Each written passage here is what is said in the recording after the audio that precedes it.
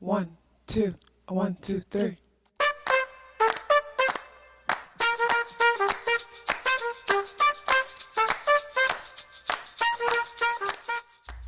Self-awareness is a superpower.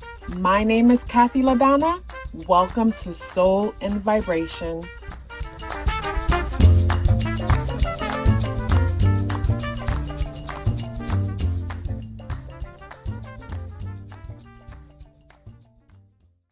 Hey Master Builder number 22. Before I get into this video, I just want to say thank you so much for supporting these videos. Like, because of you guys, I am able to live my best life.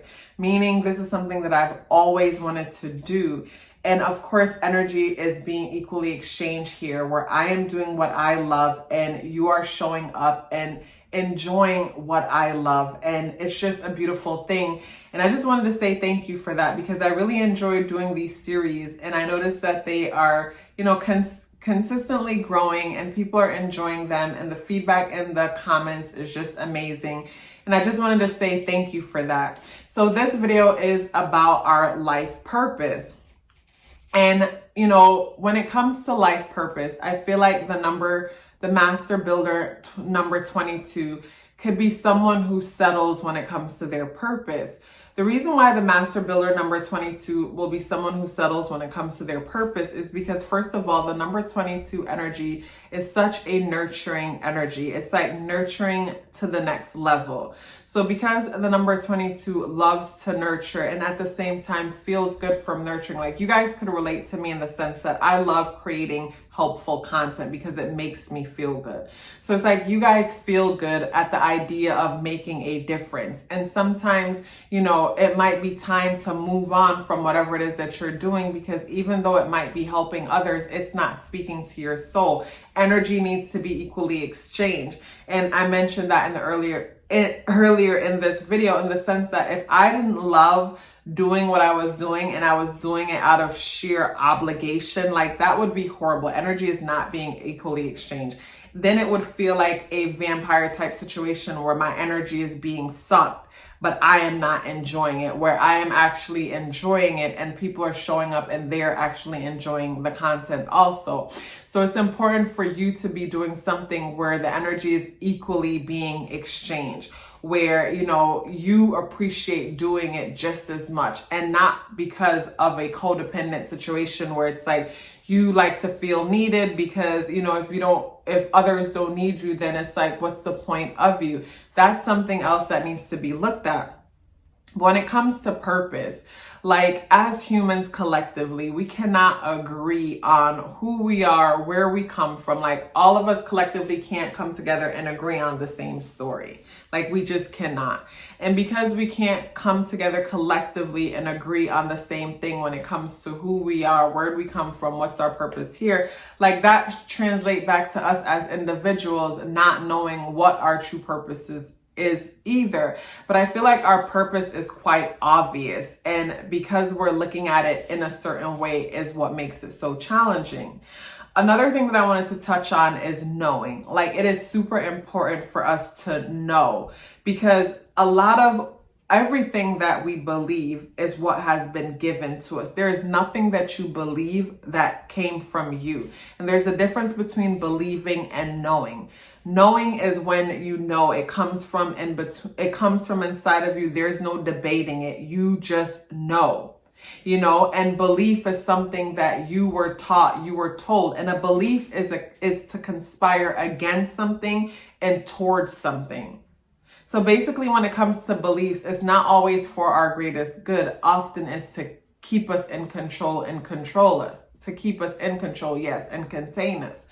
And when it comes to beliefs, like basically our ancestors will pass beliefs down. And sometimes, most of the times it's out of genuine love and care and things like that. And that's the same thing when it comes to our career and purpose in life, in the sense that we might take on positions, careers, and lifestyles in order to please our parents because we want them to see us.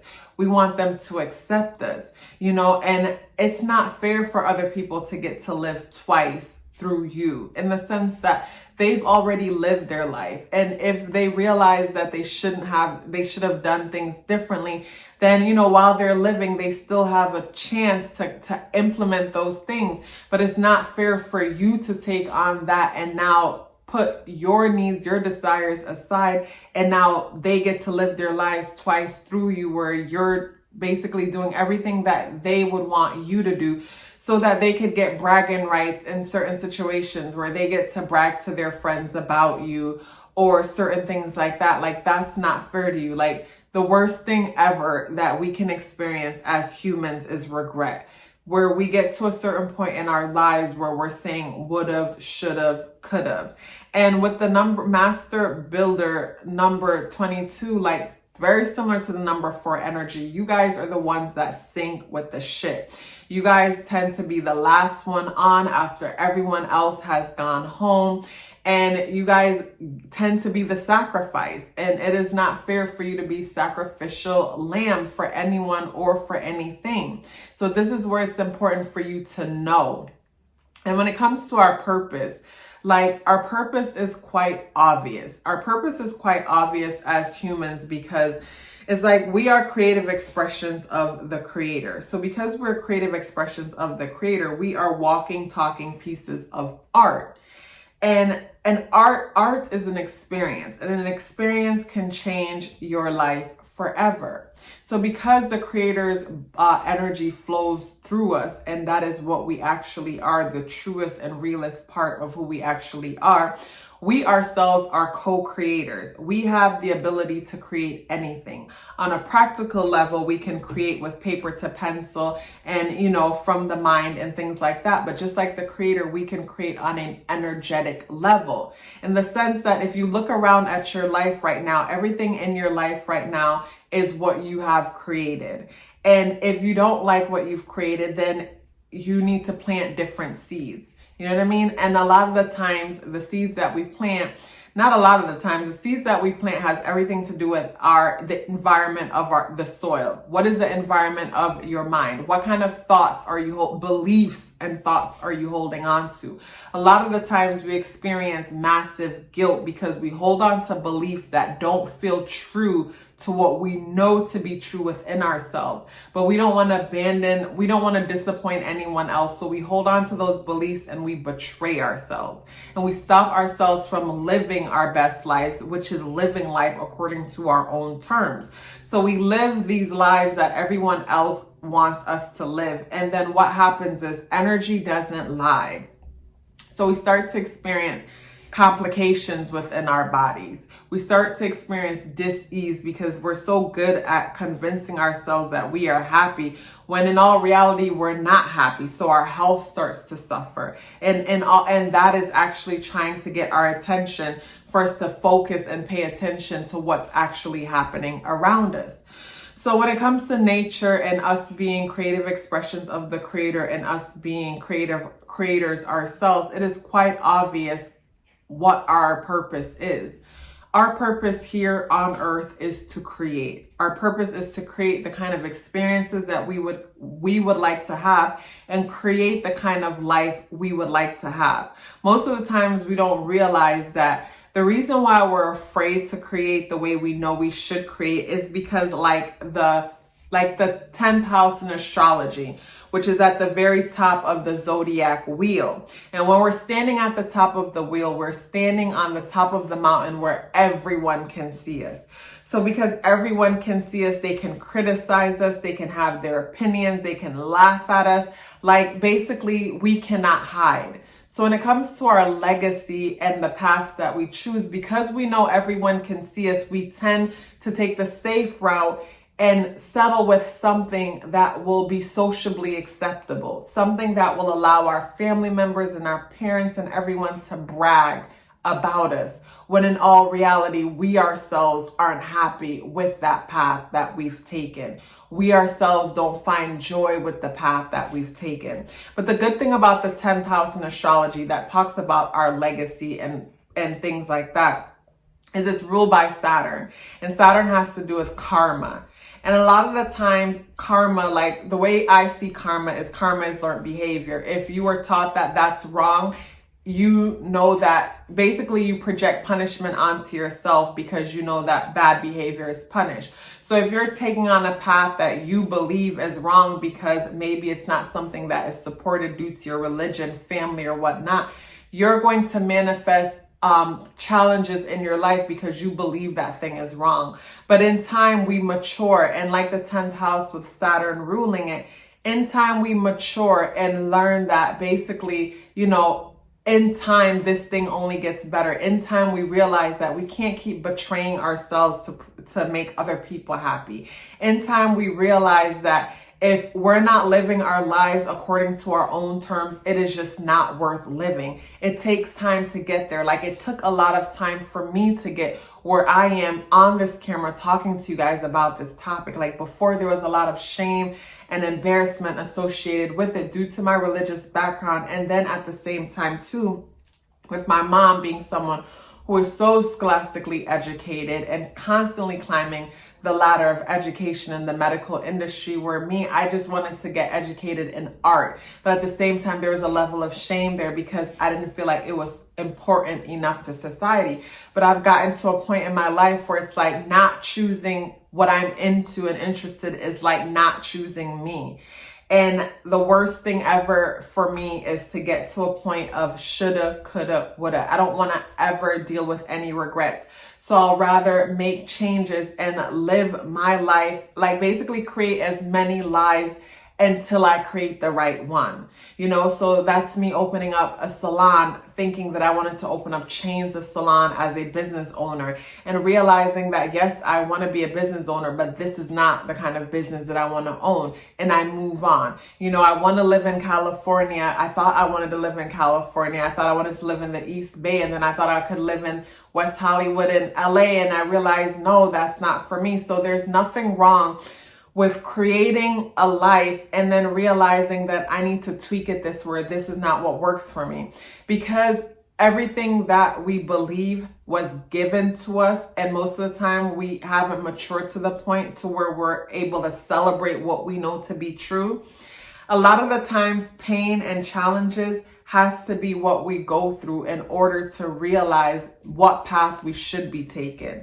Pain and challenges is what we have to experience in order to point us into the right direction, so that we can live life according to our own terms. So when it comes to purpose, be careful that the purpose that you identify with is one that you think is socially acceptable, and not you creating your life according to what you see fit. In the sense that, say you are a man and basically you like being a nurturer, you like the idea of having a big family and taking care of children and whatnot, along with having your at-home job and your office at home and hearing your kids playing in the background, like that brings you joy.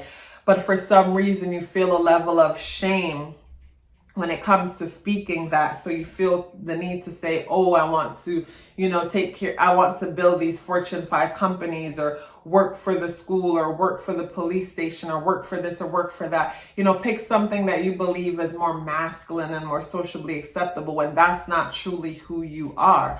A lot of the times we pick these paths because we want others to accept us, when in all reality, we only need to accept ourselves and basically, be an example to others and live life according to your own terms.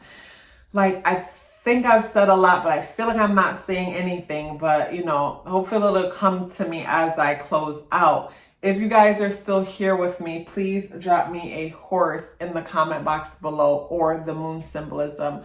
The horse energy is you agreeing and basically your signature saying that, and it could be the horse because you don't have a horse emoji on your computer, or whatever, but the horse or the moon.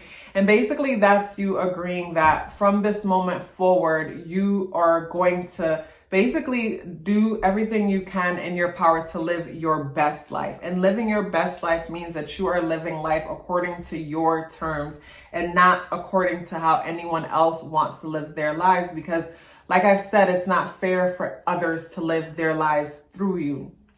This is your life, and it is important for you to make the best of it and live it according to your own terms. And, the horse energy talks about being free. Like, in order to live your life according to your own terms, it is important that you are free and free yourself from beliefs and go more into knowing. And the moon energy on the third eye of the horse talks about basically our inner world and the conversations that we're having with ourselves. So as a co-creator, someone who has the ability to manifest the kind of reality that you would like, if you don't like the kind of reality and experiences that you are having now, know that you have the ability, the power to manifest something better. And it starts with you first, basically knowing that you have that ability by looking at what you've been manifesting and looking at the thought process that has brought you to what you've manifested thus far. And basically create your thought process by consuming different kind of mental food and having conversation that's going to create a different mental environment so that you can manifest whatever it is that you want. Master Builder number 22, like I said, a horse and a moon, in the comment box below, or share your experience. I would love to hear from you. Love yourself as if your life depended on it, because it does. Take care of yourself, and I look forward to seeing you in the next video.